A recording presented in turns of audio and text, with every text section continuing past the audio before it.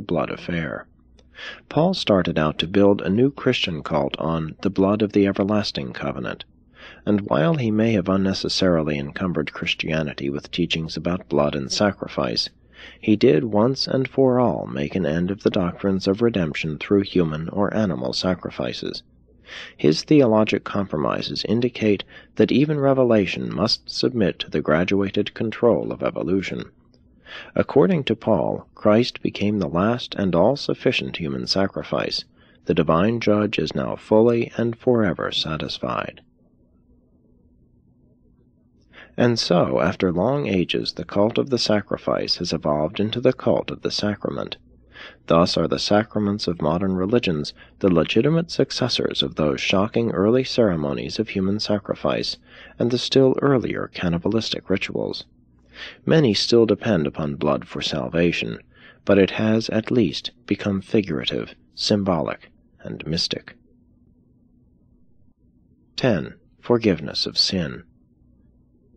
Ancient man only attained consciousness of favor with God through sacrifice. Modern man must develop new techniques of achieving the self-consciousness of salvation.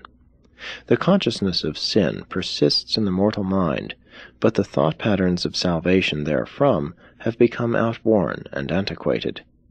The reality of the spiritual need persists, but intellectual progress has destroyed the olden ways of securing peace and consolation for mind and soul.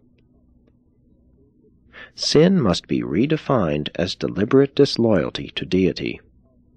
There are degrees of disloyalty: the partial loyalty of indecision, the divided loyalty of confliction, the dying loyalty of indifference, and the death of loyalty exhibited in devotion to godless ideals.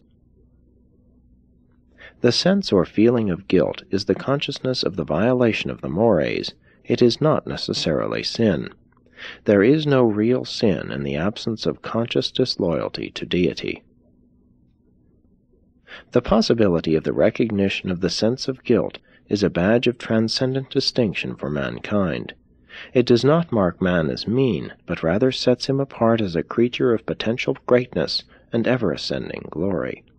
Such a sense of unworthiness is the initial stimulus that should lead quickly and surely to those faith conquests which translate the mortal mind to the superb levels of moral nobility, cosmic insight, and spiritual living.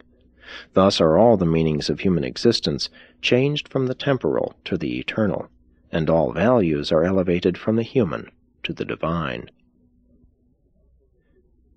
The confession of sin is a manful repudiation of disloyalty, but it in no wise mitigates the time-space consequences of such disloyalty.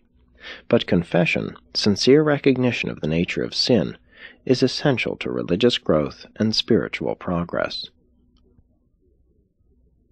The forgiveness of sin by deity is the renewal of loyalty relations following a period of the human consciousness of the lapse of such relations as the consequence of conscious rebellion. The forgiveness does not have to be sought, only received as the consciousness of re-establishment of loyalty relations between the creature and the Creator. And all the loyal sons of God are happy, service-loving, and ever-progressive in the paradise ascent. Presented by a brilliant evening star of Nebadon.